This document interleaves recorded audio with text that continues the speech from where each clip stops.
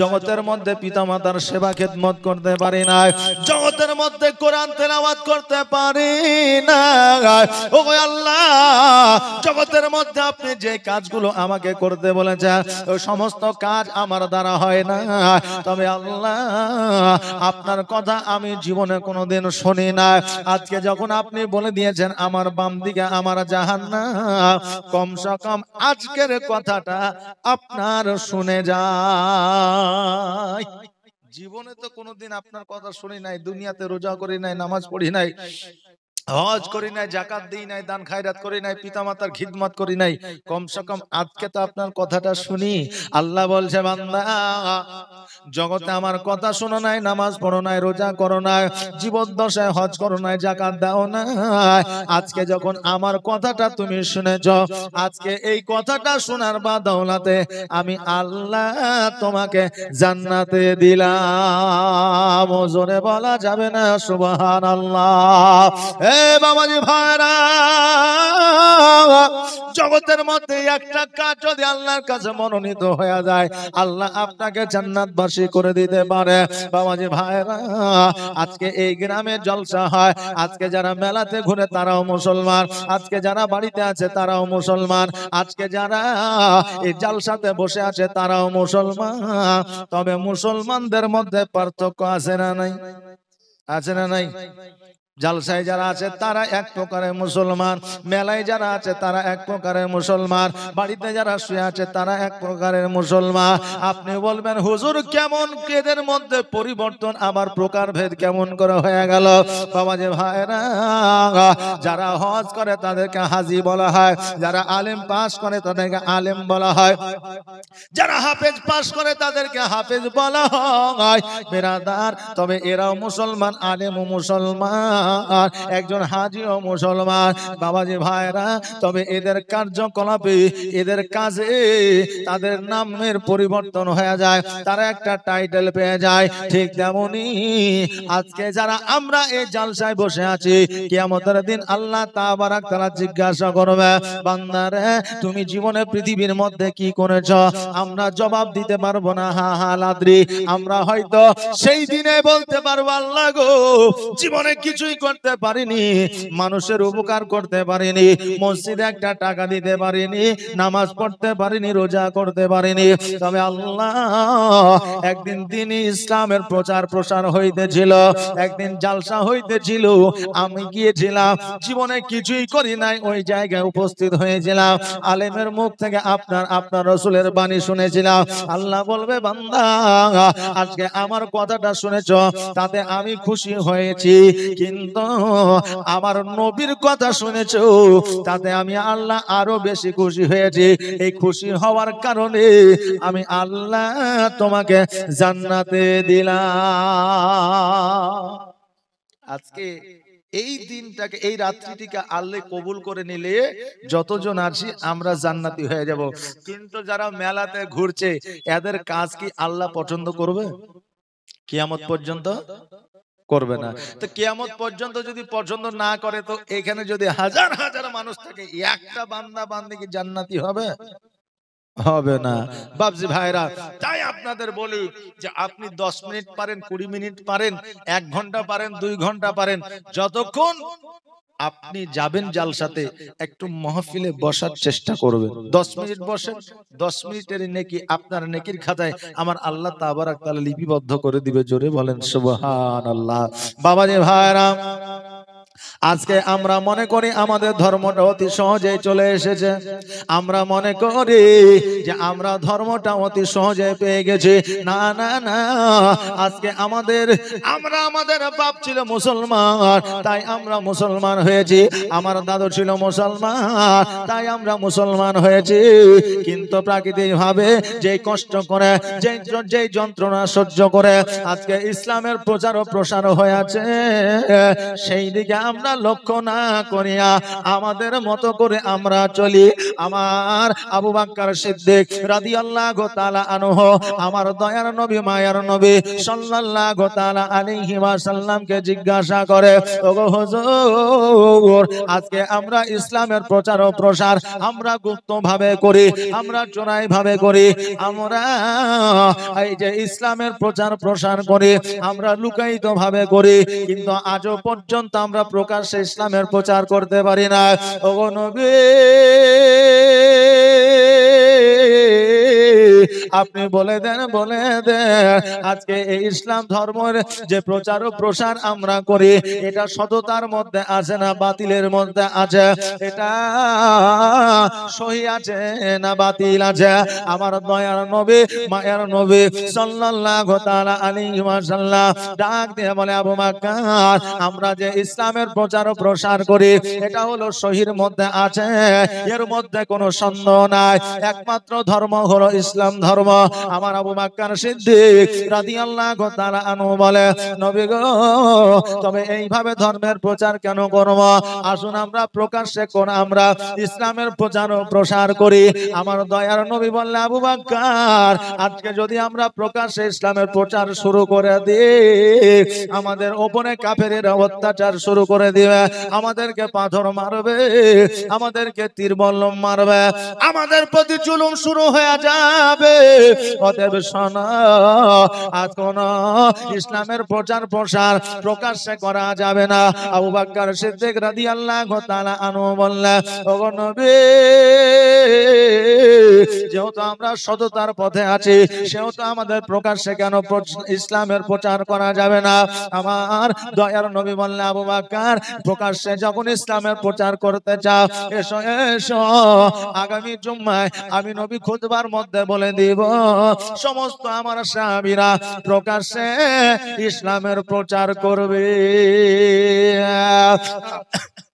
আমার দয়ার নবী মায়ার নবী সাল্লাল্লাহু তাআলা আলাইহি ওয়াসাল্লাম জুম্মার দিনে যেন আপনার খুতবা দিতেছে, খুতবা দেওয়ার পরে সমস্ত সাহাবীদেরকে বললেন, ও সাহাবীরা শোনো রে, আজকে ইসলামের জন্য কে জীবন দিতে পারবা, ইসলামের জন্য কে যুদ্ধের ময়দানে যেতে পারবা, ইসলামের জন্য গর্দানকে দিতে পারবা? সমস্ত সাহাবীরা যেন ডান দিকে তাকায়, বাম দিকে তাকায়, পেছনে তাকায়, সামনে তাকায়, কাউকে যেন দেখা যায় না যে একজন কেউ হাত তুলেছে। ইতিমধ্যে আমার আবু বকর সিদ্দিক রাদিয়াল্লাহু তাআলা আনহু হাত খানাকে উঠায় বলে, ইয়া রাসূলুল্লাহ, যখন দরকার হবে প্রয়োজন হবে আমি আবু বকর, আমাকে আপনি ডাকবে, আমি গর্দান দেওয়ার জন্য প্রস্তুত আছি। জোরে বলুন সুবহানাল্লাহ। যখন এই কথা আবু বকর সিদ্দিক বললেন, নামাজ শেষে যখন বাড়ির দিকে যাইতেছেন কাফেরেরা আবু বকর সিদ্দিককে যেন আপনার পাথরের আঘাত করতেছে, দূর থেকে যেন পাথর মারতেছে। আবু বকর বলে, কাফেরেরা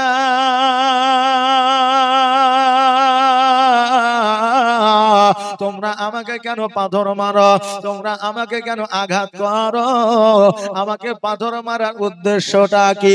কাফেরেরা ডাক দেয়া বলে, আবু বকর, আজকে প্রকাশ্যে ইসলামের প্রচার করার জন্য জীবন দেওয়ার জন্য বলল যখন, কেউ হাত তোলে নাই, কেউ কথা বলে নাই, আজকে নবীকে কেউ সাপোর্ট করে না, আজকে তুমি কেন সাপোর্ট করলা? আজকে তুমি সাপোর্ট করেছো বলে, আজকে নবীর পক্ষে কথা বলেছো বলে আজকে তোমাকে আমরা পাথরের আঘাত করতেছি। আবু বকর বলে, কাফেরের দলেরা আজকে কেন কিয়ামত পর্যন্ত যদি তোমরা আমাকে পাথরে আঘাত করতে থাকো, আমার যদি জীবন চলে যায়, যদি মওত হয়ে যায়, তবু নবীর পক্ষে থাকব, তোমাদের পক্ষ নিব না। আমার আবু বকর সিদ্দিক রাদিয়াল্লাহু তাআলা আনহুর শরীরে যেন পাথরে আঘাত লেগে শরীরটা যেন আপনার রক্তে রক্তাক্ত হয়ে গেল, মরুভূমির বালিতে যেন ঝরঝর করে রক্ত ঝরতে লাগলো। ওই রক্ত অবস্থায় আবু বকর সিদ্দিক রাদিয়াল্লাহু তাআলা আনহু বাড়ির দিকে গেলেন। বাড়িতে যাওয়ার পরে তিনার মা যখন দেখলে, আহারে আমার সন্তান কত বিক্ষত হয়ে আছে, জলদি করে যাইয়া মা নিজের সন্তান আবু বকরকে নিয়ে বাড়ির মধ্যে উঠোনের মধ্যে বসায়া যেন নেকড়া নিয়ে এসে চাদর ছিঁড়ে নিয়ে এসে আবু বকরের ক্ষতবিক্ষত জায়গাগুলো যেন আপনারা বেঁধে দিলেন। আর যে সমস্ত জায়গাগুলোতে আঘাত লেগেছে যেন বাবা পিঠগুলো ফুলে ফুলে গেছে, ওই সমস্ত জায়গাগুলোতে যেন গরম পানি দিয়ে সেঁক দিতেছে। আমার আবু বকর ডাক দিয়া বলে, মা এই গরম পানির সেঁক দিয়া আমার শরীরের ব্যথা দূর হবে না, মা গো আমাকে একটু দয়ার নবী মায়ার নবীর কাছে নিয়ে চলো। আমার নবীকে দেখলে আমার গোটা শরীরের ব্যথা দূর হয়ে যাবে। হযরতে আবু বকর সিদ্দিক রাদিয়াল্লাহু তাআলা আনহুর মা আবু বকরকে লইয়া আমার দয়ার নবী মায়ের নবীর কাছে গেলেন। যাওয়ার পরে আমার নবীজিকে সালাম দিলেন, আসসালামু আলাইকা ইয়া রাসূলুল্লাহ। আমার নবীজি সালামের উত্তরখানা দিলেন।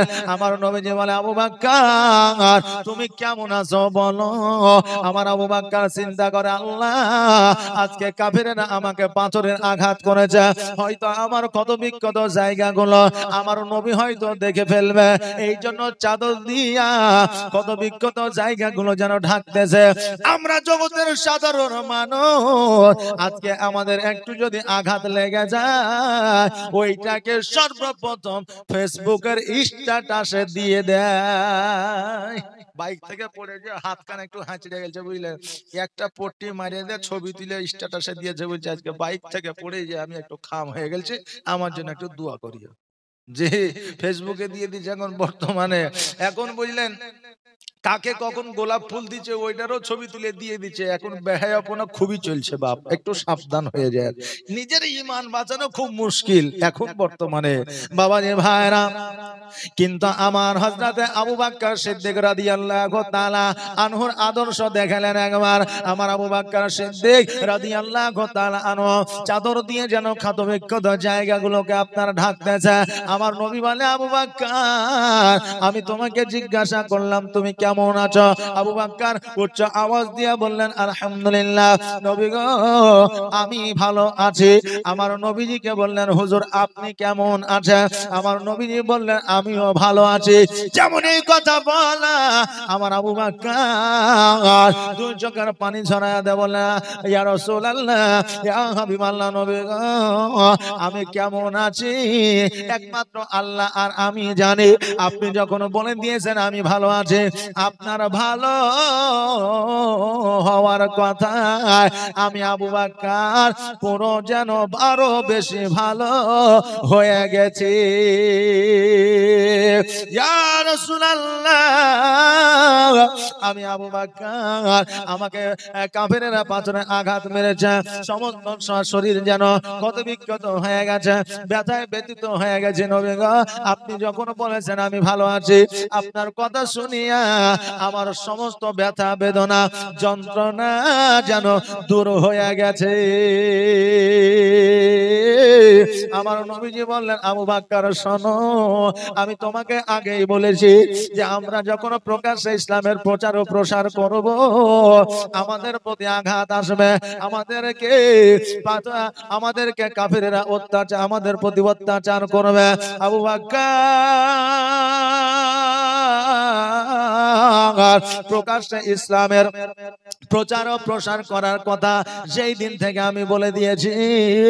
আজকে শোনো কাফেরদের অত্যাচার বেড়ে গেছে, আমাদেরকে যে কোনো সময় মক্কা ছেড়ে মদিনায় যেতে হতে পারে। আবু বকর বলে, হুজুর গো কখনো মক্কা থেকে মদিনায় যেতে হবে, আমাকে বলে আমি আপনার সঙ্গে যাব। নবী গো আমাকে কি আপনি সঙ্গে নিবেন না? আমার নবীজি বললেন, আবু বকর শোনো এই মক্কাটা হলো আমার জন্মভূমি, এই জায়গায় আমার বাপের জন্ম, এই জায়গাতে আমার দাদু থাকতো, শুধু দাদু নয় এই জায়গায় আমার বংশধর থাকতো। ওই আবু বকর শোনো এই জায়গা ছেড়ে যেতে বড় মায়া লাগে রে আবু বকর, তবে আমি তোমাকে কথা দিলাম আমি যেই দিন মক্কা থেকে মদিনায় যাব আমি তোমাকে সঙ্গে করে নিয়ে যাব, আর আমার আল্লাহ যতদিন অর্ডার না করবে অতদিন মক্কা থেকে মদিনায় যাব না। মানুষ জীবনে তিনটা জায়গা তিনটা জিনিস ভুলতে পারে না। মানুষ জীবনে যতই বড় হয়ে যাক, যতই মাস্টার ডাক্তার উকিল হাকিম কোয়ালিফাইড পারসন লোক হয়ে যাক না কেন, আমেরিকায় বসবাস করুক না কেন, কুয়েতে বসবাস করুক না কেন, মানুষ জীবনে তিনটা জিনিস ভুলতে পারে না। এক নম্বর হলো মওত, দ্বিতীয় নম্বর হলো জন্মভূমি, তৃতীয় নম্বর হলো পিতামাতা। জোরে বলুন সুবহানাল্লাহ। সে পিতামাতার খিদমত করুক আর না করুক, পিতামাতাকে দেখুক আর না দেখুক, এই পিতামাতাকে মরণ পর্যন্ত ভুলতে পারে না, সে যে দেশের কন্যারই থাকুক না কেন। বাবাজি ভাইরা, আমার নবীজি বললেন, আবু বকর, আমার আল্লাহ যতক্ষণ পর্যন্ত অর্ডার না করবে, আমার আল্লাহ যতক্ষণ পর্যন্ত আদেশ না করবে, আমার আল্লাহ যতক্ষণ পর্যন্ত মক্কা ছেড়ে মদিনায় যেতে না বলবে, ততক্ষণ পর্যন্ত যাইতে পারবো না, ততক্ষণ পর্যন্ত যাব না। কবে যাইতে হবে, কবে যেতে হবে, এটা তো আমার নবীজি জানে, কিন্তু আল্লাহ অর্ডার করবেন, তারপরে বলবেন। আমার আল্লাহ হলেন আলিমুল গায়ব, আমার নবী হলেন ইলমুল গায়ব। বাবাজি ভাইরা,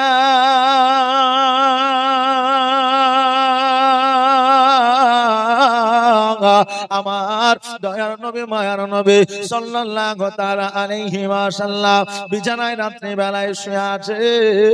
এমন অবস্থায় সারা কাফেরেরা আমার নবীজির বাড়িটাকে ঘেরাও করেছে।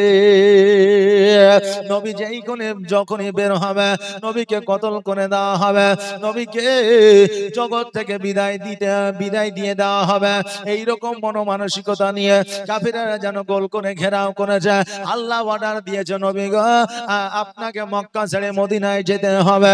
নবী আমার হযরত আলী রাদিয়াল্লাহু তাআলা আনহুকে বিছানায় শুয়াইয়া দিয়া নবী আমার দরওয়াজা দিয়ে বাইরে হইয়া আবু বকর সিদ্দিকের দরওয়াজায় আওয়াজ দিলেন, আসসালামু আলাইকা ইয়া আহলাল বাইত। নবী যখন আমার সালাম দিলেন, চট করে দরওয়াজাটা খুলে দিলেন। নবী আমার বললেন, আবু বকর, আমি আওয়াজ দেওয়া মাত্রই দরওয়াজাটা খুলে দিয়েছো, কারণটা কি?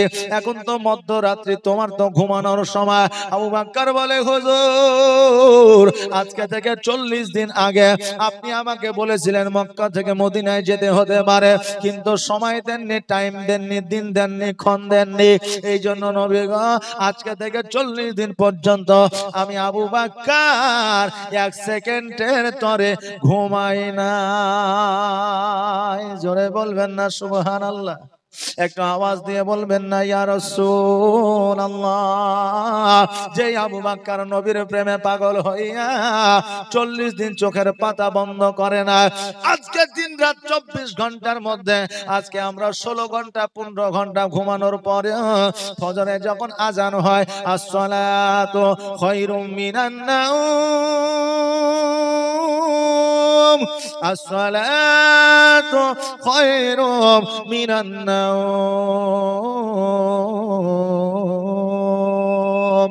ঘুম হইতে নামাজ উত্তম। আমরা তখন কম্বলের মুড়ি দিয়া, ল্যাপের মুড়ি দিয়া আর ব্ল্যাঙ্কেটের মুড়ি দিয়া আমাদের ঘুমটাকে আরো জোরে চাপালো ঘুম দেওয়ার চেষ্টা করি। আবু বকর 40 দিন চোখের পাতা বন্ধ করে নাই নবীর মহব্বতে। না জানি নবী আমার কখন চলে আসবে, আর নবী আওয়াজ দিবে, আমি যদি উঠতে না পারি কাফেররা পেছন থেকে নবীকে আক্রমণ করবে, আর নবী যদি জগতে না থাকে তা আমি আবু বকর আমারও জগতে থাকা হবে না। অতএব নবী কখন চলে আসবে তার কোনো সময় দেওয়া নাই, টাইম দেওয়া নাই, দিন দেওয়া নাই। অতএব আমি এই দরওয়াজার সম্মুখে দাঁড়িয়ে থাকবো যতক্ষণ পর্যন্ত নবী আমাকে নিতে না আসবে। আর নবী যখন নিতে আসবে, এক ডাকের পরে যেন দ্বিতীয় ডাক না দিতে হয়, আমি সেইভাবে প্রস্তুতি নিয়ে থাকবো। আমার আবু বকর সেইভাবে প্রস্তুতি নিয়েছিলেন। জোরে বলেন সুবহানাল্লাহ। সেইভাবে আবু বকর প্রস্তুতি নিয়ে ছিল। বাবাজি ভাইরা, আজকে ওই আবু বকর সিদ্দিক রাদিয়াল্লাহু তাআলা আনহু নবীর প্রেমে কত কিছুই না করেছেন, কত যন্ত্রণা, কত কষ্ট আপনারা সহ্য করেছেন। আর আজকে আমরাও তো নবীর প্রেমিক, আমরাও তো মুসলমান। আজকে আমাদের যুদ্ধে যেতে হয় না, জিহাদে যেতে হয় না। আজকে আমাদের কাফেরের পাথরের আঘাত সহ্য করতে হয় না, আজকে আমাদেরকে ইসলামের জন্য জীবন দিতে হয় না, শুধুমাত্র কি করতে হয়, নামাজে যেতে হয়, রোজা করতে হয়, জালসায় যেতে হয়। আজকে আমাদের এগুলোই কাজ। তা আমরা এখন এই সমস্ত জায়গাগুলোতে যেতে পারি না। তাই এখন যদি ইসলামের জন্য জিহাদ করতে হয়, তা আমরা যেতে পারবো? পারবো যে? আরে নামাজই তো যেতে পারি না, জালসাতেই যেতে পারি না, তো জিহাদের জন্য যেতে পারবো? পারবো না। বাবাজি ভাইরা, আমার দয়ার নবী মায়ের নবী সাল্লাল্লাহু তাআলা আলাইহি ওয়াসাল্লাম আবু বকরকে লইয়া মদিনার দিকে যেন আপনার রওনা হয়ে গেল। এবার রাস্তা দিয়ে চলতে চলতে পাথরের আঘাতে আমার নবীজির পাটা যেন ক্ষত বিক্ষত হয়ে গেল, রক্ত যেন পড়তে লাগলো। আবু বকর আমার নবীজিকে যেন কাঁধে নিয়ে নিলেন, কাঁধে করে নিয়ে যেন আপনার চলতে আরম্ভ করলেন। যেন রাত্রি অতিবাহিত হয়ে যাইয়া শুভে সাদেকের সময় চলে এসেছে। নবী আমার বলছে, আবু বকর এখন যদি আমরা রাস্তায় চলাফেরা করি, কাফেরেরা আমাদের দেখে নিবে। অতএব একটা জায়গা দেখো, যে জায়গায় আমাদের লুকানো হবে। একটা গুহায় আমার নবীজি আবু বকরকে নিয়ে যেন আপনার লুকায় গেলেন। আবু বকরকে নিয়ে যেন গুহায় চলে গেলেন। গুহাটা যেন পরিষ্কার পরিচ্ছন্ন ছিল না, ওই গুহাটা আপনার ফোঁটা ছিল। ওই গুহাতে আবু বকরের চাদর ছিঁড়িয়া ছিঁড়িয়া যেন আপনার ওই ফোঁটা জায়গাগুলোতে যেন আপনার চাদর দিয়ে দিলেন। এবার কত জায়গাগুলোতে যেন চাদর দিয়ে দিলেন, একটা জায়গা যেন চাদর দেওয়া হলো না। ওই জায়গাটায় আমার আবু বকর যেন গুল্লার ডাব দিয়ে রাখলেন। একটা সর্প ছিল, নবীকে সাক্ষাৎ করত বড় আশা। ওই সর্পটা আবু বকরকে বারবার ইশারা দেয়, আবু বকর পাটা সরায় আনান, সরায় না, আমার নবীজিকে একবার আমি দর্শন করতে চাই। আমার আবু বকর চিন্তা করে, আল্লাহ আজকে যখন পাটা আমি সরায় নিব, সর্প আসিয়া আমার নবীজিকে, আমার নবীজির ঘুমটা ভেঙে দিবে, আমার নবীজি হয়তো বিরক্ত হবে, আমার নবীজির ঘুমের ব্যাঘাত ঘটবে। অতএব পা আমি সরাবো না। এবার যখন আবু বকর সিদ্দিক পা সরাইল না, ওই সর্পে কিন্তু আবু বকরের পায়ে দংশন করলে। এবার আবু বকরের পায়ে দংশন করলে আবু বকর যেন বিষে জর্জরিত হয়ে গেল, দুই চোখের পানি যেন ঝরতে আরম্ভ করলো। আমার নবীজির মুখমণ্ডলের উপরে পানি পড়েছে। এবার আমার নবীজির চট করে চোখের পাতাটা খুলে দিয়েছে। খুলে দেওয়ার পরে বলে, আবু বকর তোমার চোখে কেন পানি, কি ব্যাপার, তোমার গা কেন সবুজ বর্ণ হয়ে গেছে? আবু বকর বলে, ইয়া রাসূলুল্লাহ, ইয়া হাবিবাল্লাহ, নবী গো, আমাকে সাপে দংশন করেছে নবী, আমি বিষের জ্বালায় থাকতে না পারিয়া আমার চোখ দিয়ে অশ্রু ঝরতেছে। নবী গো, আপনার ঘুমের ব্যাঘাত ঘটবে বলে আপনাকে আমি জাগাতে চাইছি না। নবী আমার বললেন, আবু বকর কোন জায়গায় তোমাকে সাপে কামড়িয়েছে? এবার আমার আবু বকর বললেন, হুজুর পায়ের তলাতে। আমার নবীজি সঙ্গে সঙ্গে মুখের থুতু মুবারক আবু বকরের পায়ের তলায় লাগিয়ে দিলেন। আর যেমনই লাগায়া দেওয়া, আবু বকর বললেন, খোদার কসম করে বলে আমার নবীর মুখের থুতু মুবারক যখন আমার ওই সাপে দংশন করা জায়গাতে লাগিয়ে দিয়েছে, আমার সমস্ত শরীরের বিষ যেন পানি হয়ে গেছে। যখনই নবীজি থুতু মুবারক লাগিয়ে দিলেন, আমার শরীরের সমস্ত বিষ পানি হয়ে গেল। এখনকার বড় বড় ডাক্তার, মাস্টার, উকিল, হাকিম থুতুর মাধ্যম দিয়ে কি বিষ পানি করতে পারবে? পারবে বাপ? পারবে না। তাই বলছেন, বিজ্ঞানীরও বিজ্ঞানী আমার নবীজি, এমন একটা দয়ার নবী আর হবে কি, এমন একটা মায়ার নবী আর পাইবা কি? বিজ্ঞানীদের বিজ্ঞানী আমার নবীজি। বিজ্ঞানীরা রথের যুগে আকাশেতে যায়, আমার নবী রকেট ছাড়া মেরা যেতে যায়। জোরে বলেন সুবহানাল্লাহ। বিজ্ঞানীরা রথের যুগে আকাশ আকাশেতে যায়, আমার নবী রকেট ছাড়া মেরা যেতে যায়। ওরে এই যুগে কি এমন বিজ্ঞান আর হবে কি? ওরে এই যুগে কি এমন বিজ্ঞান আর পাইবা কি? বিজ্ঞানীদের বিজ্ঞানী আমার নবীজি, বিজ্ঞানীদের বিজ্ঞানী আমার নবীজি। আবু বকর সিদ্দিকের সাপে কামড়াইল, আমার নবীর থুতু দিয়া ভালো হয়ে গেল। জোরে বলেন সুবহানাল্লাহ। আবু বকর সিদ্দিকের সাপে কামড়াইল, আমার নবীর থুতু দিয়া ভালো হয়ে গেল। ওরে এই যুগে কি এমন ডাক্তার আর হবে কি? ওরে এই যুগে কি এমন ডাক্তার আর হবে কি? বিজ্ঞানীদের বিজ্ঞানী আমার নবীজি, বিজ্ঞানীদের বিজ্ঞানী আমার নবীজি। আল্লাহুম্মা সাল্লি আলা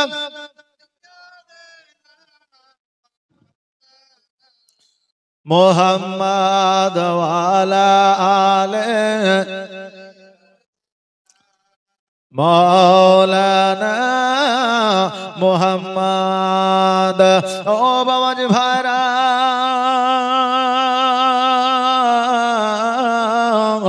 আমার দয়ার নবী মায়ার নবী মদিনায় হিজরত করলে, আমার নবীজি মক্কায় অনেক সম্পদ ছিল, জমি ছিল, জায়গা ছিল, অট্টালিকা ছিল, বাড়ি ছিল। এবার বলবেন হুজুর গো, আমার নবীজির তো জায়গা ছিল না, জমি ছিল না, আমার নবী তো এতিম ছিলেন, আমার নবীর তো কিছুই ছিল না। না না না, আমার নবীজি হযরতে আব্দুল্লাহ রাদিয়াল্লাহু তাআলা আনহুর একমাত্র পুত্র সন্তান ছিল, দ্বিতীয় কোনো সন্তান ছিল না। মা আমিনা রাদিয়াল্লাহু তাআলা আনহা আব্দুল ওয়াহাব জোহরীর একমাত্র কন্যা ছিলেন, দ্বিতীয় আর কোনো সন্তান ছিল না। আব্দুল মুত্তালিব রাদিয়াল্লাহু তাআলা আনহু তখনকার জামানায়, তখনকার আমলে কাবা ঘরের মুতাওয়াল্লি ছিলেন। ওই আব্দুল মুত্তালিব তখনকার আমলে 10 জনের মধ্যে উনি একজন ধনী ব্যক্তি ছিল। জোরে বলেন সুবহানাল্লাহ। ওই সমস্ত সম্পদগুলো আমার নবীজিকে দিয়েছিলেন। মা আমিনা রাদিয়াল্লাহু তাআলা আনহার আম্মা জানের আব্বা জানের যত জমি জায়গা ছিল, ওই সমস্ত জমি জায়গাগুলো আমার নবীকে দেওয়া হয়েছিল। হযরতে খাদিজাতুল কুবরা রাদিয়াল্লাহু তাআলা আনহার সঙ্গে যখন বিবাহ হয়েছিল, হযরতে খাদিজাতুল কুবরা রাদিয়াল্লাহু তাআলা আনহা উনি একজন রানী ছিলেন। সেই আমলে একটা নয়, দুইটা নয়, তিনটা নয়, চারটা নয়, চারটা সম্পদের, 6টা সম্পদের মালিক ছিলেন আমার হযরতে খাদিজাতুল কুবরা রাদিয়াল্লাহু তাআলা আনহা।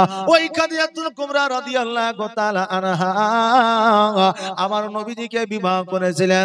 আর ওই বিবাহ করার পরে সমস্ত সম্পদগুলো আমার নবীজিকে দিয়েছিলেন। বলেন নবীজি গরিব ছিলেন না ধনী ছিল? জি, নবী ধনী ছিলেন। কিন্তু বাবাজি ভাইরা, আমার নবী পাক সাল্লাল্লাহু তাআলা আলাইহি ওয়াসাল্লাম যত সম্পদগুলো পেয়েছিলেন, ইসলামের প্রচার প্রসার করার পরে সমস্ত গরিব মিসকিন ইতিমদের মধ্যে ওই সমস্ত সম্পদগুলো আমার নবীজি বিলি বন্টন করে দিয়েছিলেন। আমার নবীজি সমস্ত সম্পদগুলো বিলি বন্টন করে দিয়েছিলেন। কিন্তু আমার নবীজিকে ডাইরেক্ট যদি বলে যে আমার নবীজির কোনো সম্পদ ছিল না, টাকা ছিল না, পয়সা ছিল না, নবী গরিব ছিল, তাহলে কিন্তু ভুল হবে। কারণ আমার নবীজির অনেক সম্পদ ছিল, কিন্তু আমার নবী পাক সাল্লাল্লাহু তাআলা আলাইহি ওয়াসাল্লাম সমস্ত সম্পদগুলো ফকির মিসকিন এতিমদের মধ্যে বিলি বন্টন করেছিলেন। জোরে বলেন সুবহানাল্লাহ। বাবাজি ভাইরা, আমার নবী পাক সাল্লাল্লাহু তাআলা আলাইহি ওয়াসাল্লাম যখন 20 বছর বয়সের ছিলেন, ওনার চাচা আমির হামজার কাছে যখন আপনার ছিলেন, চাচা আবু তালেবের কাছে যখন ছিলেন, আমার দয়ার নবী মায়ের নবী সাল্লাল্লাহু তাআলা আলাইহি ওয়াসাল্লাম আমির হামজাকে ডাক দিয়ে বললেন, ওগো আমার চাচা, আজকে আমার 20 বছর বয়স হয়ে গেছে, আমি কর্ম করতে চাই, কাজ করতে চাই, আমি কর্ম কাজ করে আপনাদের হাতে আমি টাকা তুলে দিতে চাই। আমির হামজা রাদিয়াল্লাহু তাআলা আনহু বললেন, ও ভাতিজা শোনো গো, তোমার আব্বা নাই, তোমার মা নাই, তোমার দাদু নাই, তোমার দাদি নাই, তোমার নানা নাই, তোমার নানি নাই, মুহাম্মদ না, আজকে আমাদের কাছে তুমি লালিত পালিত হও। শোনো গো, আজকে 20 বছর বয়সে যদি তোমাকে কাজ কর্ম করতে দিই, আজকে জগতের মানুষেরা বলবে দেখ রে দেখ, যার মা নাই, যার বাপ নাই, যার জগতে কেউ নাই, একজন এতিম বালক, ওই এতিম বালক আজকে 20 বছর বয়সে কাজ কর্ম করে। এই কথা আমাদের বলবে, আমাদের ভালো লাগবে না? আমার নবীজি বললেন, চাচা গো, আজকে 20 বছর বয়সে যদি আমি কাজ কর্মের মধ্যে যুক্ত না হয়, আমার উম্মাত উম্মাতিরা হয়তো বলবে দেখ আমাদের নবীজি 20 বছর বয়সের পরেও আমার দয়ার নবী কাজ কর্ম করে না। ওগো চাচা, আমি কাজ কর্ম করতে যাই, আমার জন্য একটা কাজ দেখা, আমার জন্য একটা কর্ম দেখা, আমি জগতের মধ্যে কর্ম করতে চাই। আমার হযরতে আমির হামজা রাদিয়াল্লাহু তাআলা আনহু মা খাদিজাতুল কুবরা রাদিয়াল্লাহু তাআলা আনহার কাছে গেলেন, যাওয়ার পরে বললেন, ওগো আমাদের রানী, ওগো আমাদের বাদশাহিনী। খাদিজাতুল কুবরা তখন কিন্তু নবীজির বিবি ছিলেন না, তখন কিন্তু আমার নবীজির সঙ্গে বিবাহ হয় না। খাদিজাকে বললেন, ওগো আমাদের বাদশাহিনী, আমার ভাতিজা একটা মুহাম্মদ 20 বছরের সন্তান আজকে তোমার কাছে কর্ম করতে চায়, কাজ করতে চায়, বলো বলো তোমার বাড়িতে কোনো কাজ আছে, কর্ম আছে? খাদিজাতুল কুবরা রাদিয়াল্লাহু তাআলা আনহা বললেন, ওগো আমির হামজা শোনো শোনো, আমার বাড়িতে কাজ আছে, কর্ম আছে, তার জন্য প্রত্যেকটা লোককে নিযুক্ত করা আছে, কিন্তু এখনো পর্যন্ত একটা জায়গা খালি আছে, যে জায়গাটা হলো ছাগল চরানো। বলে কতগুলো ছাগল আছে? বলে অনেক ছাগল আছে, 4টা রাখাল রাগে, একটাও রাখাল না। তোমার ভাতিজা যদি এই কাজ করতে চায়, তোমার ভাতিজাকে নিযুক্ত করে দিতে পারো। আমির হামজা বলল, না না না, এই কাজে মোহাম্মদ আসবে না। বাড়িতে গেলেন, নবী আমার বললেন, চাচা গো, আমার জন্য কি কোনো কাজের ব্যবস্থা হইল?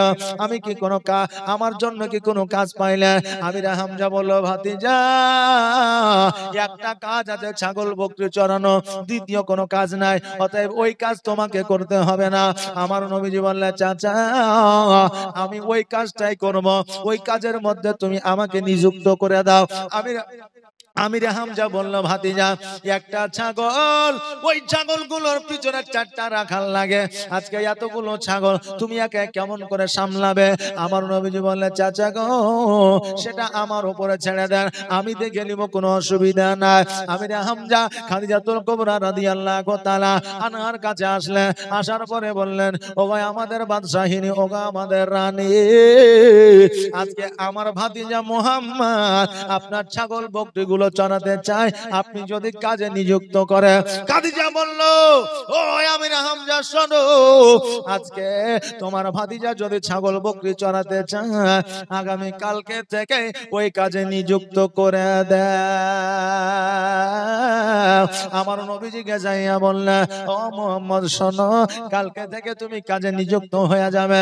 আমার নবী পাক সাল্লাল্লাহু তাআলা আলাইহি ওয়াসাল্লাম একটা লাঠি নয়া, একটা আশা নইয়া যেন আপনার চলে গেলেন খাদিজার দরবারে। খাদিজার বাড়িতে যাইয়া খাদিজাকে বললেন, কোন জায়গায় কোন জায়গায় ছাগল বকরিগুলো চড়াতে নিয়ে যেতে হবে? বলে ফাঁকা ময়দানে নিয়ে যাও, যেই জায়গাতে ঘাস আছে, যেই জায়গায় চরণ করলে ছাগলের পেট পূরণ হয়ে যাবে। আমার নবীজি সমস্ত ছাগলগুলাকে লইয়া যেন আপনার বন জঙ্গলের মধ্যে চলে গেল। এবার খাদিজাতুল কুবরা রাদিয়াল্লাহু তাআলা আনহা একাই মনে মনে ভাবতে লাগলো, হায় রে, আজকে এতগুলো ছাগল দেখাশোনা করতে 4টা রাখাল লাগে, আজকে 20 বছরের যুবক যার নাম হলো মুহাম্মদ, আজকে একাই ছাগলগুলো নিয়ে গেছে, ওই ছাগলগুলোতে তাকে ডিস্টার্ব করবে, ওই ছাগলগুলোতে তাকে অনেক পেরেশানি করবে। আজকে ছাদের উপর থেকে আমরা ওই মজাটা দেখব। দেখবেন যখন 20 থেকে 22, 23, 25টা ছাগল হয়ে যায়, আর রাখাল যদি একটাই হয়ে যায়, তো দেখবেন ওই ছাগলগুলোতে বেশি জ্বালাতন করে না? তখন এই দিক থেকে সেই দিক, সেই দিক থেকে ওই দিক রাখাল ছুটাছুটি করে। তা এই মজা নেওয়ার জন্য খাদিজাতুল কুবরা রাদিয়াল্লাহু তাআলা আনহা আরো 4 জন দাসীকে নিলেন, অর্থাৎ সঙ্গে নিলেন। নেওয়ার পরে বললেন যে চলো ছাদের উপরে গিয়ে দেখবো ওই মুহাম্মদ সাল্লাল্লাহু আলাইহি ওয়াসাল্লাম কেমন করে ছাগল চড়াচ্ছে, আর ছাগলের পিছনে কেমন করে ছুটে বেড়াচ্ছে, আমরা দেখবো, ছাদের উপরে চলো। এবার খাদিজাতুল কুবরা রাদিয়াল্লাহু তাআলা আনহা যেন চারজন দাসীকে লইয়া ছাদের উপরে চলে গেছে। যাওয়ার পরে যখন আমার নবীজির দিকে তাকায়া দেখছেন যেন সমস্ত ছাগলগুলো যেন আপন আপন চড়তে আছে, আর আমার নবীজি একটা বাবলা গাছের ছায়াতে হাতের উপরে মাথা দিয়ে যেন আমার নবীজি চোখ দুটো বন্ধ করে আরাম করেছে। জোরে বলেন সুবহানাল্লাহ। খাদিজা বলে এটা কেমন করে সম্ভব? এতগুলো ছাগলের জন্য চারটা রাখাল লাগতো, এই ছাগলগুলো সামলাতে পারতো না, এই জন্য রাখালরা কাজ ছেড়ে দিয়ে বাড়ি চলে গেছে।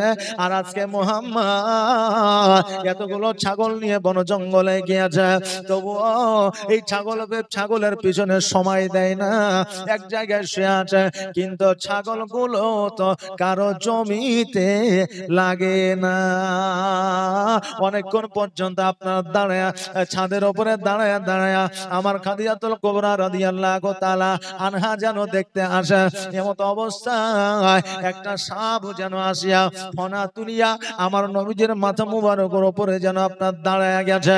অমনি খাদিজাতুল কুবরা রাদিয়াল্লাহু তাআলা আনহা সৈন্যদের ডাক দেয়, ওরে সৈন্যরা যাও যাও যাও, ওই দেখো আমির হামজার ভাতিজা যার নাম হলো মুহাম্মদ সাল্লাল্লাহু তাআলা আলাইহি ওয়াসাল্লাম ওই বাবলা গাছের নিচে শুয়ে আছে। কিন্তু একটা সাপ এসে ফনা উঠিয়েছে, হয়তো এতক্ষণ দংশন করে নিল, দৌড়ে যা আর ওই সাপটাকে তোমরা মেরে আসো। সৈন্যরা যেন ছোটাছুটি করতে আরম্ভ করলো। এখন হঠাৎ করে যদি বলে একটা সাপ দেখা গেছে, কে দৌড়বে নাকি? সবাই যাবে। আমার খাদিজাতুল কুবরা রাদিয়াল্লাহু তাআলা আনহার সৈন্যরা যেন ছুটে গেছে। এবার যাওয়ার পরে আমার নবীজির কাছে যখন হাজির হয়েছে, আমার নবীজির চোখ দুটো খুলিয়া বলতেছে, কি ব্যাপার, লাঠি লাদনা নিয়ে তোমরা হাজির হয়েছ, কারণটা কি? সৈন্যরা বলল, এই জায়গায় নাকি সাপ দেখেছে। বলে কে দেখেছে? বলে খাদিজা। বলে তোমরা কি দেখেছো? বলে না। বলে তোমরা যখন দেখো নাই, তোমরা বাড়ি ফিরে যাও, এই জায়গায় কোনো সাপ নাই। জোরে বলুন সুবহানাল্লাহ। মেঘ মাথায় ছায়া করে মোর নবীজির মাথাতে, আর সাপ এসে হাওয়া করে দয়ার নবীর গায়েতে। জোরে বলেন সুবহানাল্লাহ। মেঘ মাথায় ছায়া করে মোর নবীজির মাথাতে, সাপ এসে হাওয়া করে দয়ার নবীর গায়েতে। তাকিয়ে দেখে দয়ার নবী, তাকিয়ে দেখে দয়ার নবী রহমতের খাজানা, দিন দুনিয়ার বাদশা সেজে তাজদারে মদিনা। দাই হালিমা তোমার কোলে কে এসেছে দেখো না, দিন দুনিয়ার বাদশা সেজে তাজদারে মদিনা। মরুভূমির গরম বালি নরম পায়ে হাত বোলায়, আর মরুভূমির গরম বালি নরম পায়ে হাত বোলায়, আর সূর্য এসে উকি মেরে মুখ দেখে তার লজ্জা পায়। মরুভূমির গরম বালি নরম পায়ে হাত বোলায়, আর সূর্য এসে উকি মেরে মুখ দেখে তার লজ্জা পায়। চাঁদের মতো চাঁদ পেয়ে, চাঁদের মতো চাঁদ পেয়ে আর আমি না রইলি না, দিন দুনিয়ার বাদশা সেজে তাজদারে মদিনা। তাই হালিমা তোমার কোলে কে এসেছে দেখো না, দিন দুনিয়ার বাদশা সেজে তাজদারে মদিনা। আমার নবীজি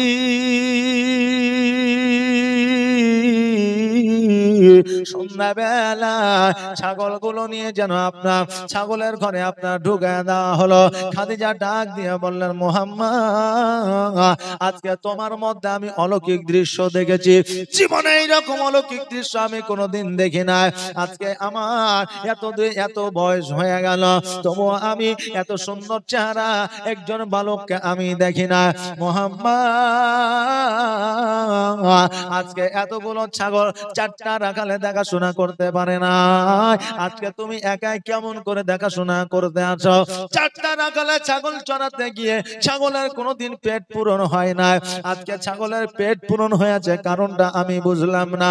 আমার নবীজি বললেন, ও আমাদের বাদশাহিনী শোনে, এই ছাগলগুলোদের মধ্যে একজন সর্দার আছে, ওই সর্দার আমি নবী আমাকে চিনে গিয়েছে, অতএব ওই সর্দারের ছাগলগুলোকে বলে দিয়েছে, শোনো রে, আজকে যে আমাদেরকে চরণ করাতে এসেছে।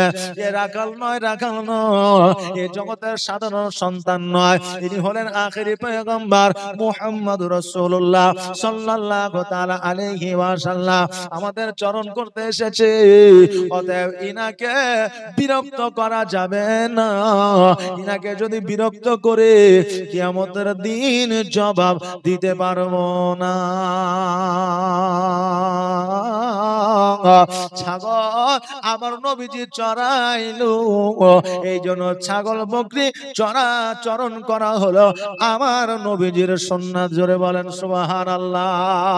গাছে পানি দেওয়া হলো আমার নবীর সুন্নাত, খেজুর গাছে পানি দেওয়া আমার নবীর সুন্নাত, মাঠে কাজ করা এটা আমার নবীর সুন্নাত।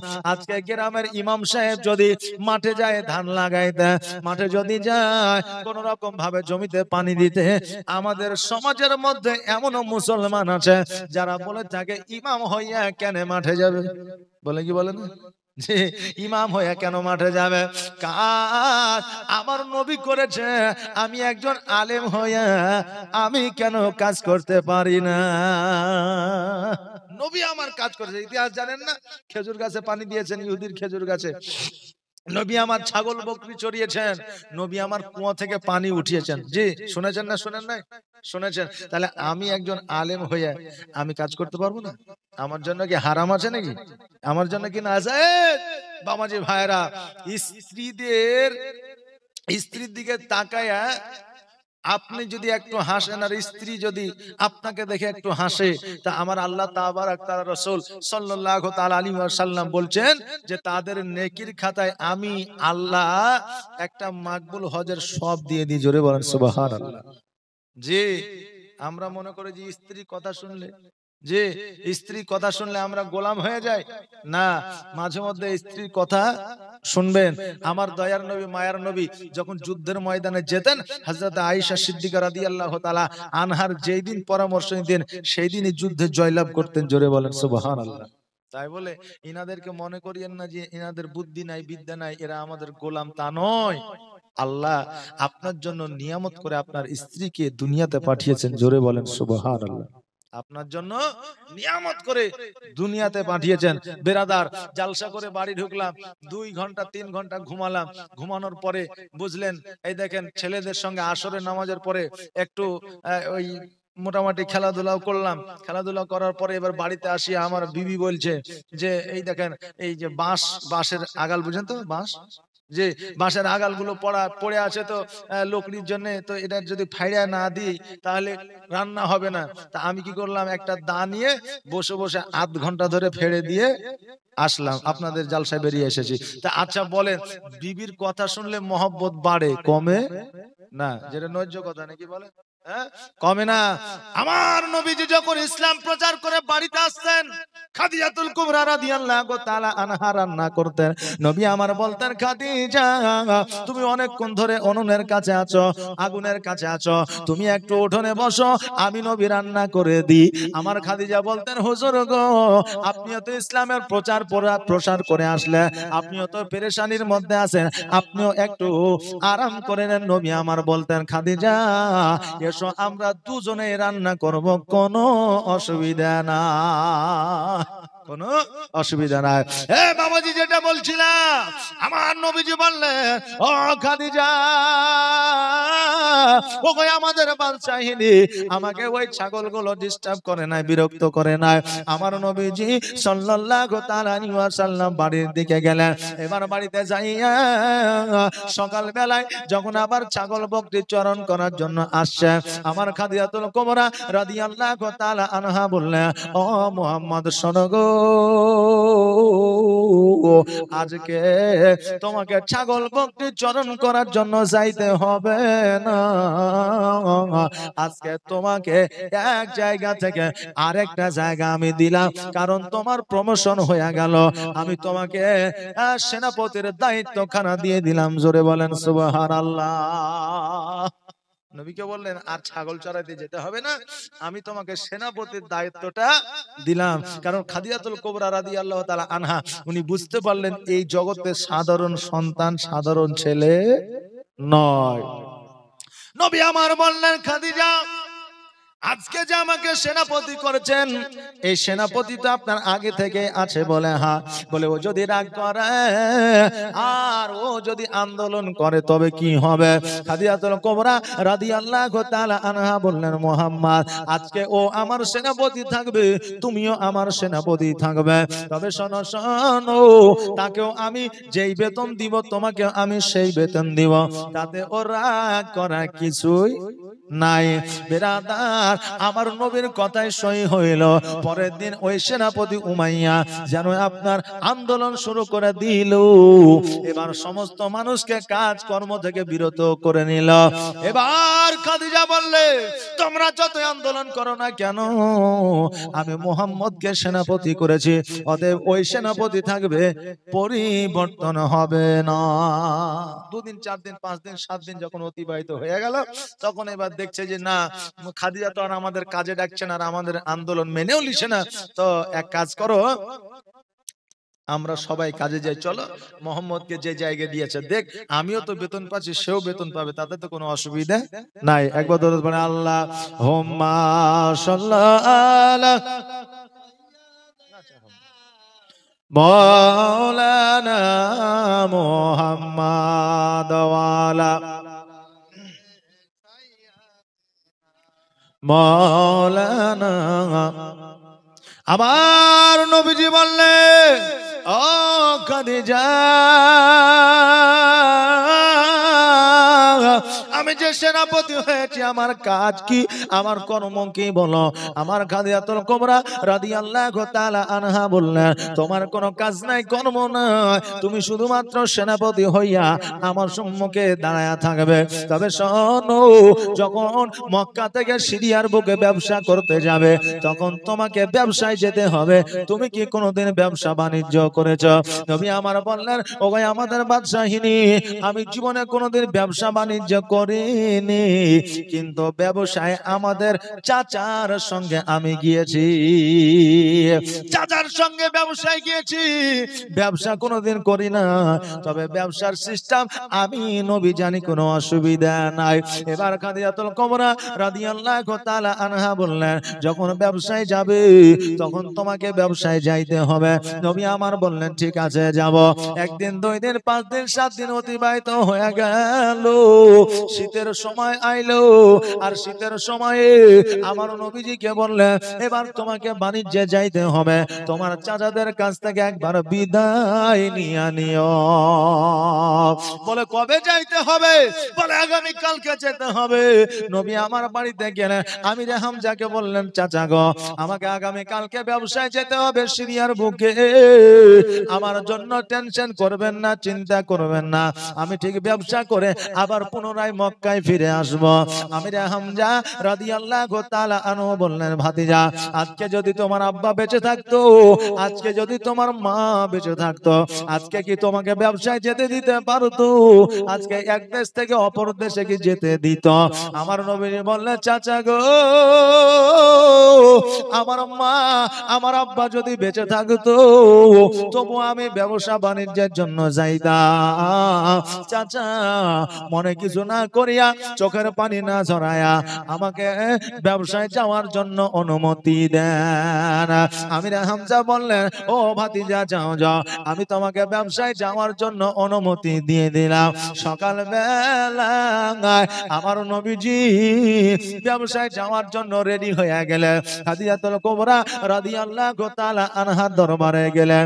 এবার সমস্ত জিনিসপত্র যেন উটের উপরে চাপায়া নিলেন।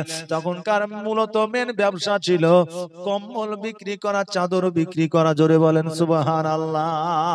মক্কা থেকে সিরিয়ার বুকে গিয়ে আপনার চাদর বিক্রি করতো নবী আমার।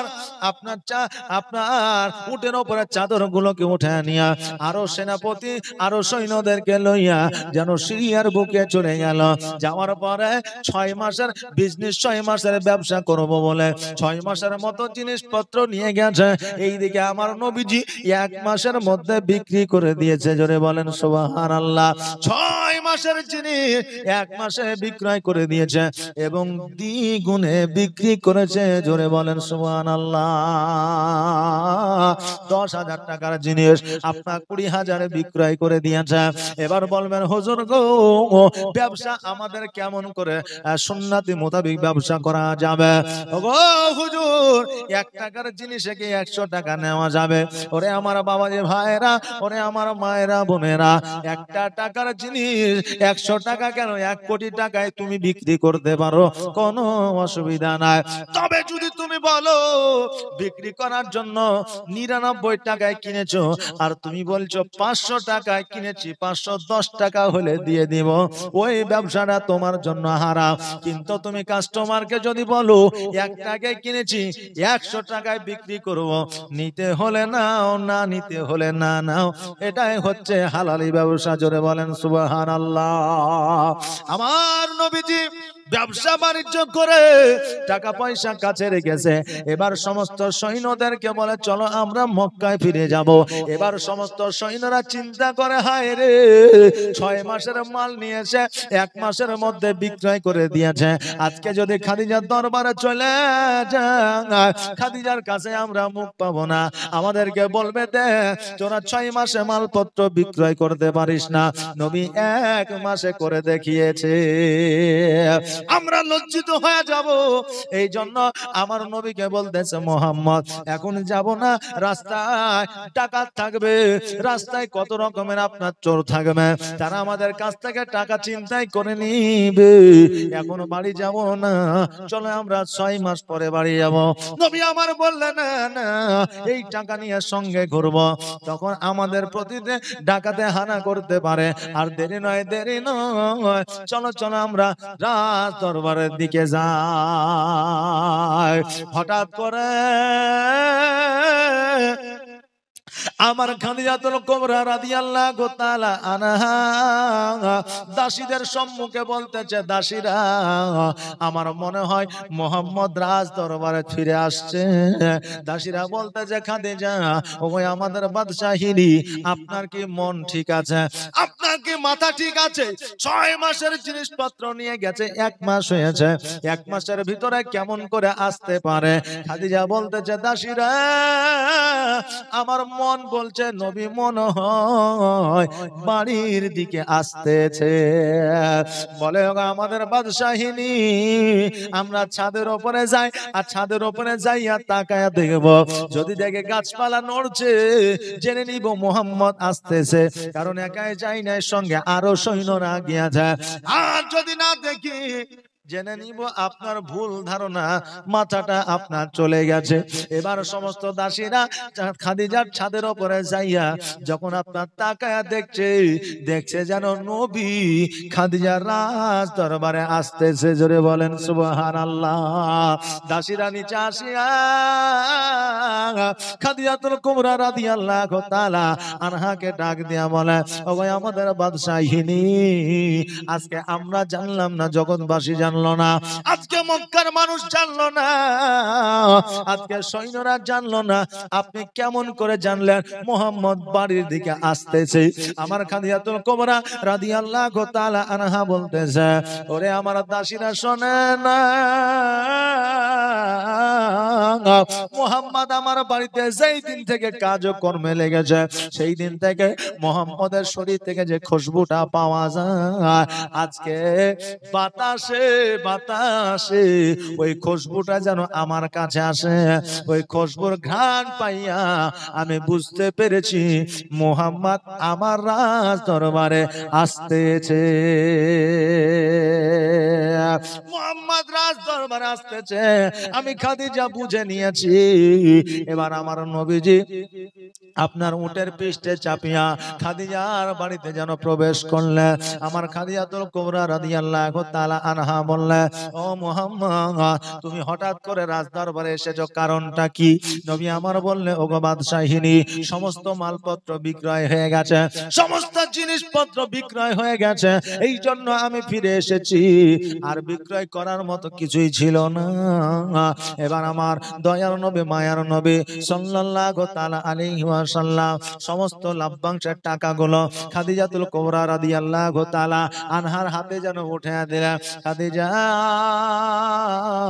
ওই টাকাগুলোকে 4 ভাগ করলেন, 3 ভাগ খাদিজার কাছে রাখলেন আর একটা ভাগ আমার নবীকে দিলেন। জোরে বলেন সুবহানাল্লাহ। নবী আমার বললেন, ওগো আমাদের বাদশাহিনী, আজকে এতগুলো টাকা আমি কি করব? আজকে আমার সম্পদ, আমার বেতন যেটা সেটাই আমাকে দিবে। আমার খাদিজাতুল কুবরা রাদিয়াল্লাহু তাআলা আনহা বললেন, মুহাম্মদ আমি খাদিজা আজকে তোমাকে খুশি হইয়া আমি এই টাকাগুলো দিয়ে দিলাম। নবী আমার ওই সমস্ত টাকাগুলো লইয়া আমার আমিরে হামজা রাদিয়াল্লাহু তাআলা আনহুর কাছে গেলেন। যাওয়ার পরে বলে, চাচা গো, আজকে আমার মা বেঁচে থাকলে, আব্বা বেঁচে থাকলে এই সমস্ত টাকাগুলো আমার আব্বা মায়ের হাতে তুলে দিতাম, কিন্তু আমার আব্বা নাই, মা নাই, আজকে আপনি আমার অভিভাবক, আমার এই প্রথম রোজগারের টাকা আমি আপনার হাতে উঠাইয়া দিলাম। আমিরে হামজা আমার নবীজির মাথায় হাত বুলায়া দিয়া 2 চোখের পানি ছেড়ে দিয়া আমার আমিরে হামজা বলল, ভাতিজা আজকে যদি তোমার আব্বা বেঁচে থাকতো, তোমার মা বেঁচে থাকতো, আজকে তোমার প্রথম উপার্জন দেখিয়া তোমার আব্বা মা কতই না খুশি হইতো। ও ভাতিজা, আজকে তোমার মা নাই, তোমার আব্বা না, আজকে তোমার কত কষ্ট হয় এটা আমি আমিরে হামজা বুঝতে পারি। ইতিমের যে কত জ্বালা, ইতিমের যে কত যন্ত্রণা, এটা আমার নবী ছাড়া আর কেউ জানে না। আর জগতের মধ্যে যারা ইতিম আছে, যাদের মা নাই, বাপ নাই, আমার নবী বলেছেন তাদেরকে টাকা পয়সা, সোনা দানা, মণিমুক্তা দিয়ে যদি সহযোগিতা না করতে পারো, একবার মাথায় হাত বুলিয়ে দিবা। ওই একবার হাত বুলিয়ে দেওয়ার কারণে আমার আল্লাহ তোমাকে একটা মাকবুল হজের সব দান করবে। রে বাবারা, ইতিম যদি জগতের মধ্যে থাকে, ওই ইতিম যদি রাস্তায় লুটায়া পড়িয়া যদি কান্না করে, আল্লাহর ফারিস্তারা ওই এতিম বাচ্চার শরীরের ধুলা বালিগুলো ছেড়ে দেয়। আর আমি জগতের মানুষ হইয়া একজন এতিমের মাথায় কেন হাত বুলাইতে পারি না? রাস্তার ধারে এতিম বাচ্চা, রাস্তার ধারে এতিম বাচ্চা কেন বসে কান্দে রে আরশের পায়া হিলে রে। রাস্তার ধারে এতিম বাচ্চা কেন বসে কান্দে রে আরশের পায়া হিলে রে। আর এতিম বাচ্চা বসে বসে কেন আজ কান্দিয়া যা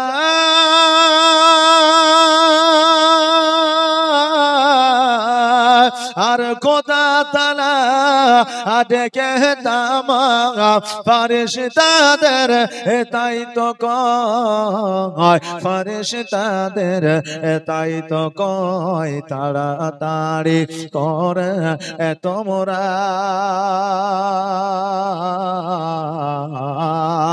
তাড়াতাড়ি করে তোমরা আনাও না কোলে তোলে রে আরশের পায়া হিলে রে।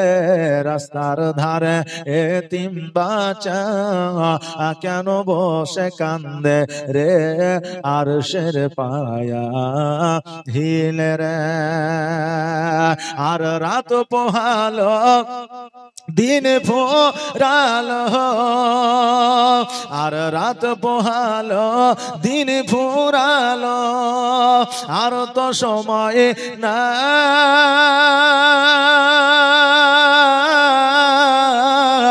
আর নাই গো পিতা নাই গো মাতা, কোথায় গেলে মোরা শান্তি পাই, কোথায় গেলে মোরা শান্তি পাই। থাকুত যদি পিতা মাতা, থাকুত যদি পিতা মাতা, দুঃখ যেতাম ভুলে রে আরশের পায়া, হিলে রে রাস্তার ধারে এতিম বাচ্চা, কেন বসে কান্দে রে আরশের পায়া, হিলে রে।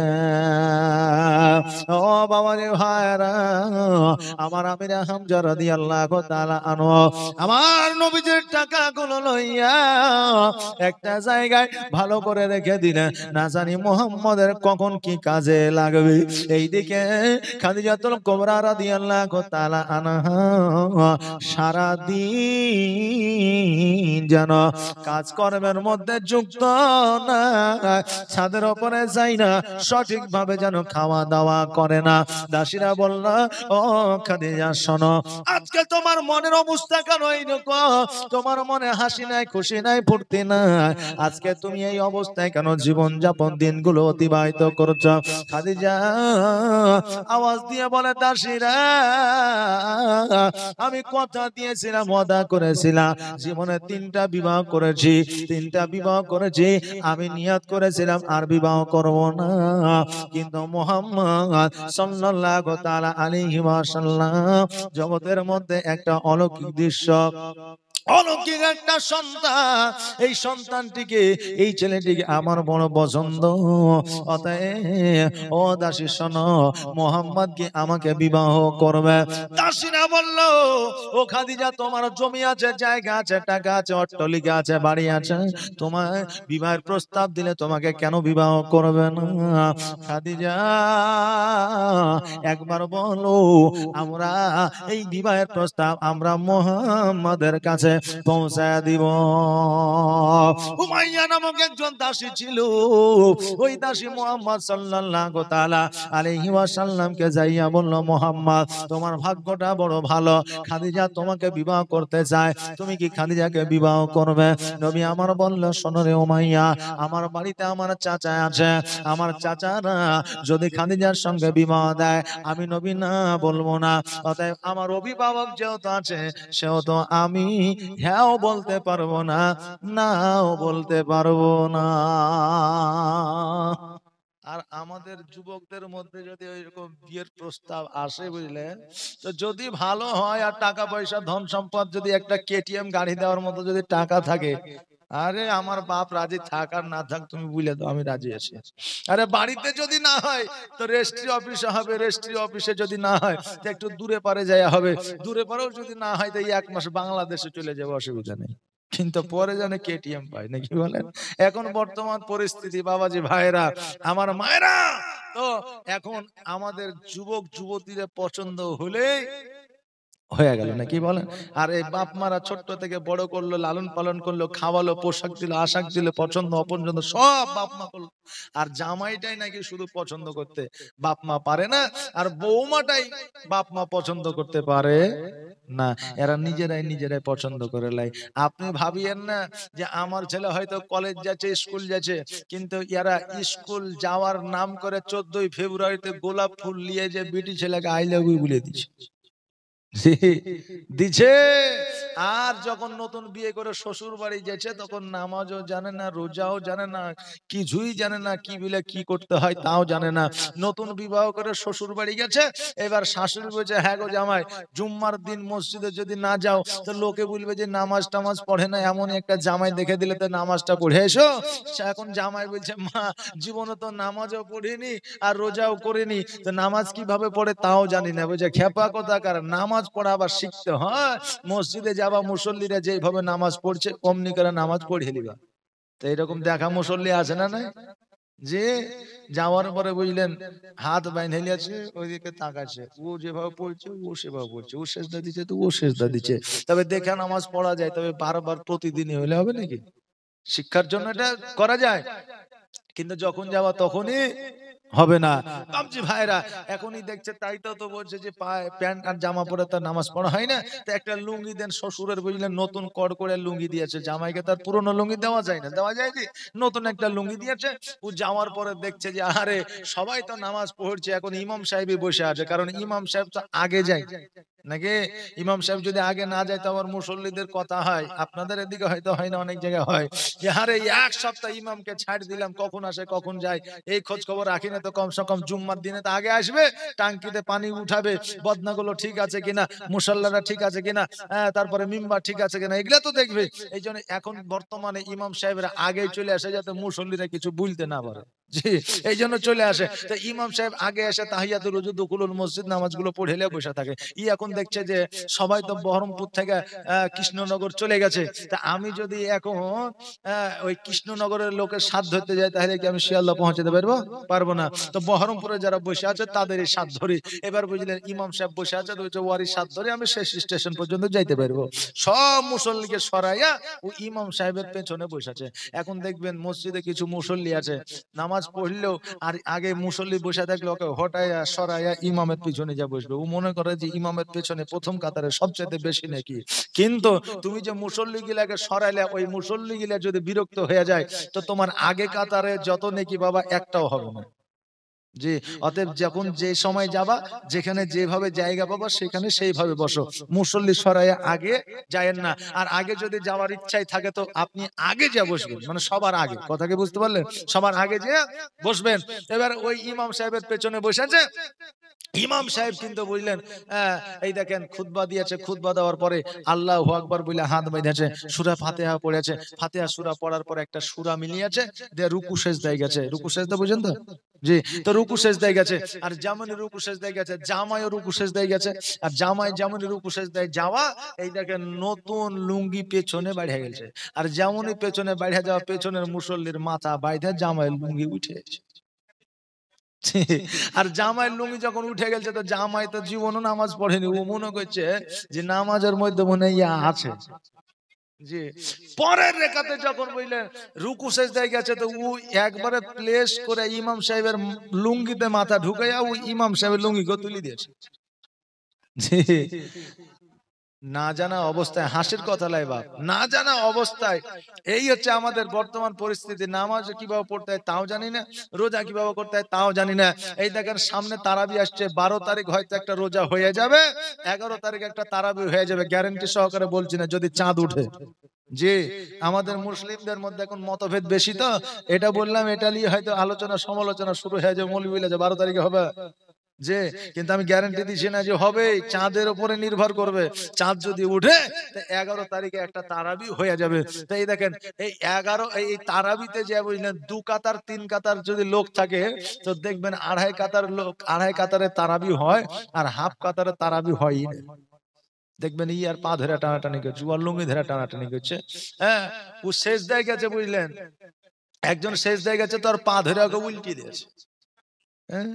ও ভাবছে যে আমি মুসল্লি মানুষ, হাসবো না, কিছুই করবো না, ও চুপচাপ দাঁড়িয়ে আছে, আর লুঙ্গি গিয়ে তুলে ঘাড়ে বাইন্ধে দিয়েছে। যে রমজান আসছে, যত চ্যাংড়া চুলু ছেলে পেলে আছে বুঝলেন, এই করে পড়াবে যে। হ্যাঁ, আমি মুসল্লিদের বলবো এদেরকে মারবেন না, এদেরকে বকাবকিও করবেন না, এদেরকে বুঝাবে, আর এরা যাতে মসজিদ ছেড়ে না দেয় আপনাদের কথায়, এইরকম আচরণ তাদের সম্মুখে দেখাবেন না। কারণ আমার রাসূল বলেছেন, নামাজ পড়া অবস্থায় যদি পেছনে কোনো বাচ্চাদের হয় হট্টগোল শুনতে না পাও, জেনে নিবে ভবিষ্যতে নামাজি হবে না।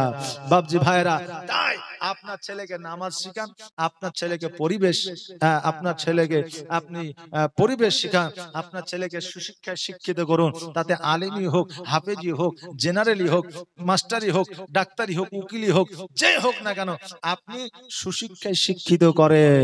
বাবাজি ভাইরা, যেটা আমি বলছিলাম, আমার নবীজি বললেন, আমার যখন অভিভাবক আমার চাচা আছে, আমার চাচা যদি বলে হবে তো হয়ে যাবে, আমার চাচা যদি বলে না হবে না, তো আমার বিয়ে হবে না, আমি নবীজি বললাম আমি হ্যাঁও দিব না, নাও দিব না। এবার উমাইয়া চলে গেলে আমার আমির হামজা রাদিয়াল্লাহু তাআলা আনহুর কাছে, আমির হামজাকে যাইয়া বলল, ও আমির হামজা, খাদিজার তরফ থেকে একটা প্রস্তাব এসেছে, শোনো গো, প্রস্তাবটা হলো বিবাহের প্রস্তাব। আজকে তোমার ভাতিজাকে খাদিজা বিবাহ করবে, তোমরা মুহাম্মদের বিবাহ দিবা কিনা বলো? আমির হামজা রাদিয়াল্লাহু তাআলা আনহু বললেন, ও উমাইয়া তুমি বাড়ির দিকে যাও, আমি আমির হামজা আমার ভাইদের সঙ্গে আলোচনা করিয়া তোমাকে পরবর্তীতে জানাইয়া দিব। এবারই চলে গেল, সমস্ত ভাইরা একত্রিত হইল। এবার তারা আলোচনা করলো, মুহাম্মদ তো এতে, তার তো বাপ নাই মা না, অতএব খাদিজার জমি আছে, জায়গা, চট্টলিকা আছে, বাড়ি আছে, অতএব খাদিজার সঙ্গে যদি বিবাহ দিয়ে দি আমার নবীজি হয়তো সুখী হয়ে যাবে। অতএব আমরা রাজি আছে, মুহাম্মদ রাজি আছে কিনা একবার জেনে নি। এবার আমার নবীজিকে ডাক দেওয়া হলো। নবী আমার বাড়িতে আসলে, আসার পরে বলে, মুহাম্মদ আমরা খাদিজার সঙ্গে বিবাহ তোমার ঠিক করেছে, বলো বলো তুমি বিবাহ করবে কিনা? আমার নবী বললেন, চাচা গো আপনারা কি রাজি আছেন? বলে রাজি আছি। নবী আমার বললেন, আমিও রাজি আছি, তবে চাচা তিনটা শর্ত রয়েছে। তিনটা শর্তে যদি খাদিজা রাজি হয়ে যায় আমি বিয়েতে রাজি হয়ে যাব। বলে কি কি শর্ত? বলে প্রথম শর্ত হইল তার যত জমি জায়গা অট্টালিকা ধন সম্পদ আছে সমস্ত জমি জায়গা অট্টালিকা গুলোকে ফকির মিসকিনদের মধ্যে বিলি বন্টন করে দিতে হবে। দ্বিতীয় শর্ত হইল আমি নবীজি যে পোশাকটা যে কাপড়টা দেব ওই কাপড়টা পরিধান করে অতিবাহিত করতে হবে। আর আমি নবী যে খাবারটা দিব ওই খাবারটা তাকে খাইতে হবে। এক সপ্তাহ ধরে অনাহারে রয়েছে, একটা খেজুর এনে দিয়েছে, ওই খেজুরটা খাওয়ার সময় যদি ফকির মিসকিন চলে আসে নিজে না খেয়ে ফকির মিসকিনকে দিয়ে দিতে হবে। আমির হামজা রাদিয়াল্লাহু তাআলা আনহু বলে, মুহাম্মদ তুমি বিবাহ করবে না এটা তুমি সোজা করে বলো, তুমি উল্টা করে কেন বলছো? একজন রানী যার খাবারের অভাব নাই, টাকার অভাব নাই, পয়সার অভাব নাই, যার পোশাকের অভাব নাই, সে কোনোদিন একটা কাপড়ে জীবন যাপন করতে পারে? সে কোনোদিন না খেয়ে 7 দিন অতিবাহিত করতে পারে? সে কোনোদিন এত সম্পদ দান করতে পারে? ভাতিজা এই তিনটা শর্ত তোমার খাদিজা মানবেও না আর বিয়ে তোমার হবেও না। আমার নবী বললেন, চাচা আমার কথাটা আপনারা শুনে একবার খাদিজার কাছে যায় বলে। আমির হামজা বলল, না না আমি এই কথা যাইয়া বলবো না। আর খাদিজা যদি এই কথা শুনে রাগান্বিত হয়ে যায় আমাকে হয়তো জেলখানায় বন্দি করে দিবে। আমি জেলখানাতেও যেতে চাই না। এইভাবে দিনগুলো যেন অতিবাহিত হতে লাগলো। 2 দিন 3 দিন 4 দিন 5 দিন 7 দিন অতিবাহিত হয়ে গেল। খাদিজা সৈন্যদের দিয়ে ডাক দেওয়া হলো, বলে আমির হামজাকে ডেকে নিয়ে আসো। আমির হামজাকে ডেকে নিয়ে আসা হলো। এবার আমির হামজাকে বলে, চাচা গো মুহাম্মদ কি বলেছে, বিবাহেতে রাজি হয়েছে না হয় না? আমির হামজা বলল, বিবাহেতে রাজি হয় না। আমার খাদিজাতুল কুবরা রাদিয়াল্লাহু তাআলা আনহা যেন অঝর নয়নে কান্না করতে আরম্ভ করেছে। আমির হামজা রাদিয়াল্লাহু তাআলা আনহু খাদিজার কান্না দেখিয়া আর থাকতে না পারিয়া আমার আমির হামজা বলল, ও খাদিজা আমার নবীজি ডাইরেক্ট বিবাহ করব না এই কথা বলে না, আমার নবীজি বিবাহ করবে কিন্তু 3টা শর্ত দিয়েছে। বলে কি কি শর্ত একটু তাড়াতাড়ি করে বলে। বলে 1 নম্বর শর্ত হলো তোমার যত জমি জায়গা আছে সমস্ত জমি জায়গাগুলো ফকির মিসকিনদের মধ্যে বিলি বন্টন করে দিতে হবে। 2য় নম্বর শর্ত হইল একটা কাপড়ে আমার নবী যে কাপড়টা দিবে সেটা পরে অতিবাহিত করতে হবে। আর 3য় শর্ত হইল একটা খেজুর 1 সপ্তাহ পরে খাইতে বসবে, ওই সময় ফকির মিসকিন যদি চলে আসে নিজে না খেয়ে ফকির মিসকিনকে দিয়ে দিতে হবে। খাদিজা রাদিয়াল্লাহু তাআলা আনহা ডাক দিয়ে বলে, ও চাচা আর কোনো কি শর্ত আছে বলেন না? চাচা গো আজকে আমার অট্টালিকা বাড়ি গাড়ি তো দূরের কথা, একটা কাপড় তো দূরের কথা, 1 সপ্তাহ না খেয়ে ক্ষুধার্ত থাকা তো দূরের কথা, আমার নবী যদি আমার কলিজা চাইতো আমি খাদিজা কলিজা বার করে দিতাম।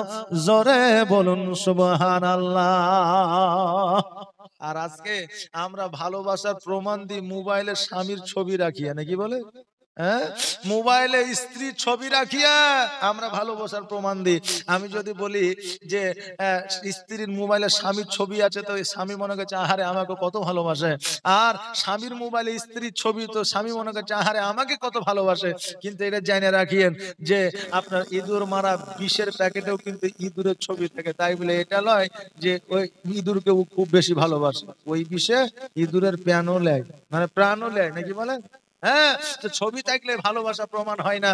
আগে 10 বছর আগে আমার বাপজিরা, চাচারা, আমার ফুপুরা কিন্তু এই আই লাভ ইউ